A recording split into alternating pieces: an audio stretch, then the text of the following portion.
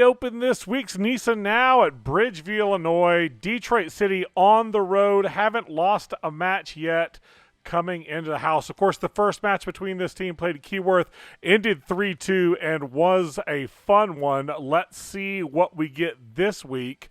Of course, House is still looking for that first home win.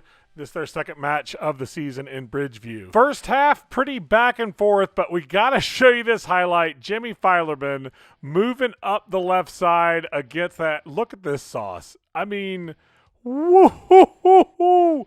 That defender needs to sit down. Absolutely beautiful. Okay, let's move on. Now we got some testiness coming up. Looks like we've got a yellow card on this play. Andrew Connor goes high, Detroit City player down, and Connor walks away with a yellow for his trouble. This entire match, very testy between these two. Certainly Chicago House is feeling pressure, and Detroit City wants to come in and stamp these matches with the fact that they indeed are in charge. And, of course, they are.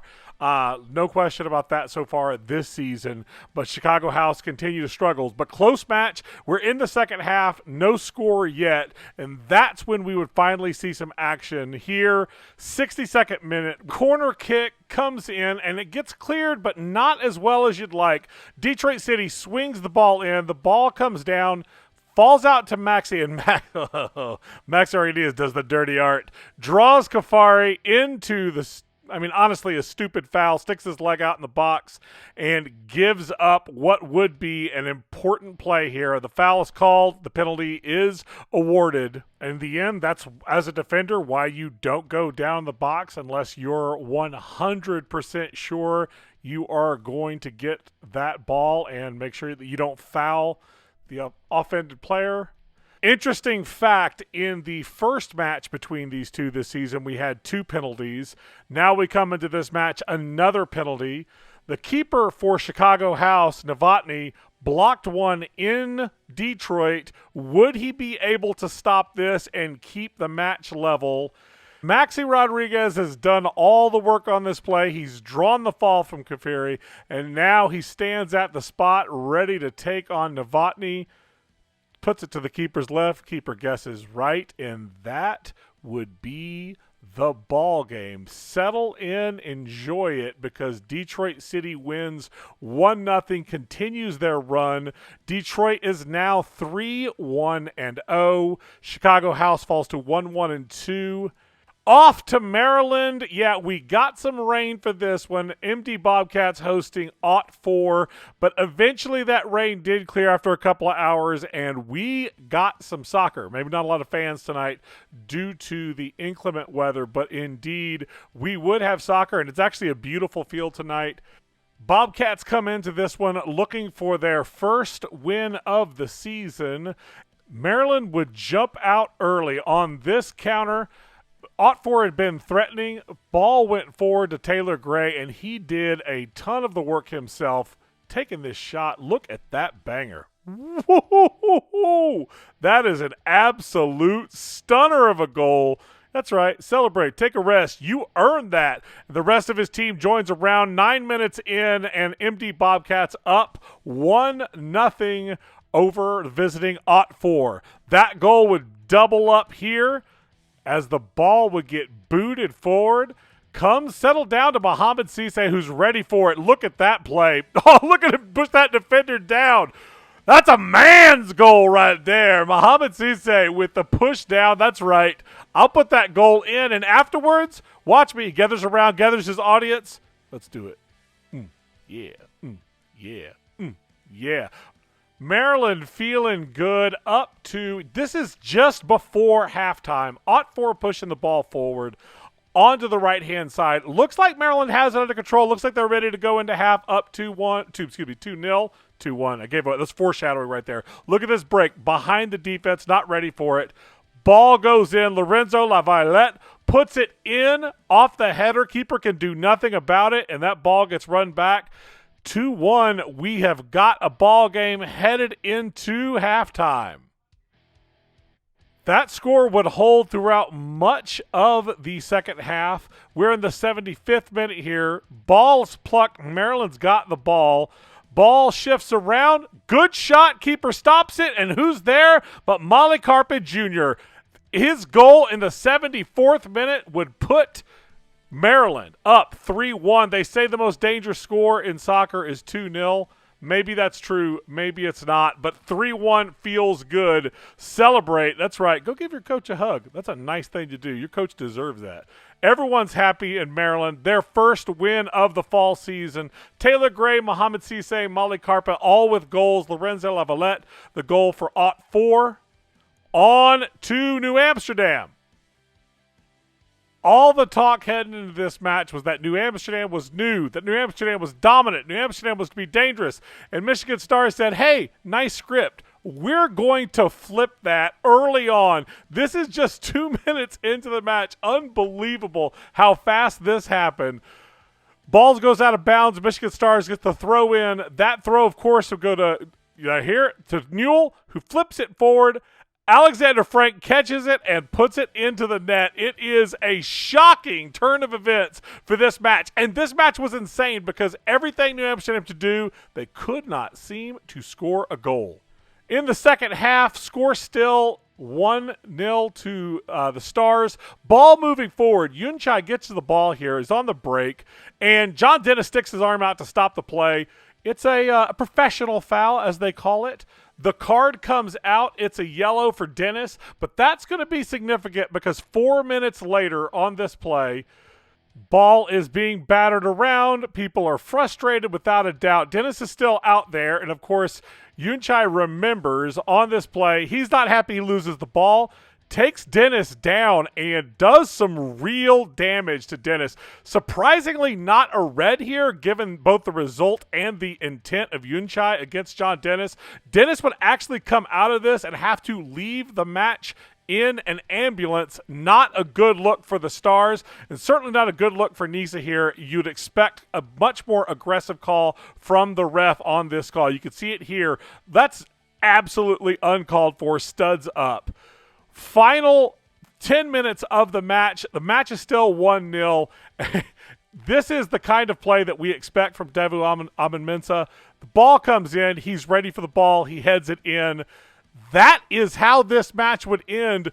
2-0 Michigan Stars. Thanks for all your hope, New Amsterdam. We'll take that and get our first win of the season. For New Amsterdam, the loss hurts, but they stay in second place on the table. We'll get to that at the end. Let's head to Matthews and check out Stumptown hosting Cal United Strikers. Cal United Strikers in black visiting, and, of course, Stumpy in white. A beautiful day in Matthews. I mean, you couldn't get a better evening for this match. Looking good. And for all of the expectation going into this match of what we would see, I think Cal United has been sort of middle of the table to the top of the table, sort of in that happy area. Stumptown has not been as impressive as they were last season. Here we go. 3rd minute of the match. Ball gets forward. They're on the counter. Cal United feeds the ball up to Tirjung. And Tirjung says, you know what? All that good? Yeah, I'm going to bury that one in the corner. And this flipped the script for Stumptown, who don't give up goals like that generally. Now they're down 1-0. Ignore the score in the corner. It's not correct. It wasn't correct the entire feed. Still in the first half, 20 minutes in. The ball is bouncing around. Stumptown is passing the ball great, and Cal United looks confused. But that ball, look at this beautiful feed to Garcia Sosa, who buries that in the corner to even up the score. 1-1. Again, ignore that score up there. But look at the Barbaloots down in the corner. That's a Christmas tree. Yeah, why not? It's a Christmas tree. Sure, it's a Christmas tree. Happy Christmas tree. Luis Garcia Sosa with the Christmas tree goal. They do things different in North Carolina, I guess. At the 36-minute mark, ball in, and Colin Stripling finds it with his head to put up Stumptown 2-1. That's using your head. There's that Christmas tree again. Maybe a little less excited this time, but the Christmas tree remains. And Stumptown is able to hold on and win 2-1. No goals in the second half. 2-1 for Stumptown. Their first win of the season. Still a lot of work to do this season to climb up to where they were last season. And, of course, Cal United takes their first loss, this one on the road. Let's move to the final match of this episode of NISA Now. That's at Chattanooga. Chattanooga taking on LA Force. This match was seen as a tight one between these two clubs. Not sure what we're going to get. Early on, 15th minute, chance for LA Force, nothing doing. Chattanooga, of course, in their home blues. LA Force in white. This was it's one of those matches back and forth the entire time. Several chances to score for each of them.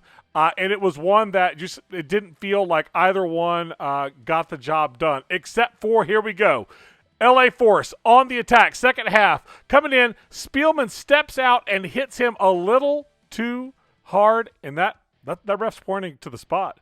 That's a penalty. Penalty in the 46th minute. Diego Barrera to the spot to take the penalty. Of course, Alec Reddington's in goal, and he's one of the better keepers in NISA. Maybe he's got a chance to stop this. Barrera, of course, hopes and dreams of LA Force on the road, hoping to swipe a point from Chattanooga. Steps to the spot. This is an interesting approach to the free kick. I was taken off guard, but I like it. It's a smart one. Taking a penalty is all about catching that keeper off guard and then finding the right spot. Barrera steps back here. Oh, and he takes the quick kick forward, puts it in the goal. Reddington guesses the wrong way. Barrera celebrates with his team. LA Force up 1-0 early in the second half. Everything in the second half just would not go Chattanooga's way. That ball falls to last week's hero, Danny Jackson. He puts it straight to the keeper. Little bit of roughhousing here in the 85th minute. Ball's pinging around after a long goal kick. Comes to Tate Robinson. Tate Robinson has the ball. Excellent move, but then gets his feet taken out by Alvarado from LA Force, who draws a yellow. Again, LA Force at this point is just playing not to lose the game, and they did not lose the game. Chattanooga falls to 2-0-2, and LA Force gets their first win, this one on the road at Chattanooga, ending their string of draws. Hey, a point's a point, right? Shout out to Leonard FC, who collects this information from NISA every week. These are your week 4 attendance numbers. Little weak, if you ask me. Certainly some concern, and anytime Detroit's not playing at home, it's going to look a little worse, thanks to Leonard FC providing this work. But it seems obvious that a lot of NISA sides really need to be focused on drawing and attracting fans to their games. Quick look over the NISA table directly from the NISA website. I've gotten lazy. Detroit City at 1, New Amsterdam 2, Chattanooga at 3, LA Force at 4, Cal United, the California teams all at 4, 5, and 6, Michigan Stars, Maryland Bobcat, Stumptown, and Chicago House AC sitting in last. That's it for week 4 of NISA and this edition of NISA Now. Hope you have a good one. We're out.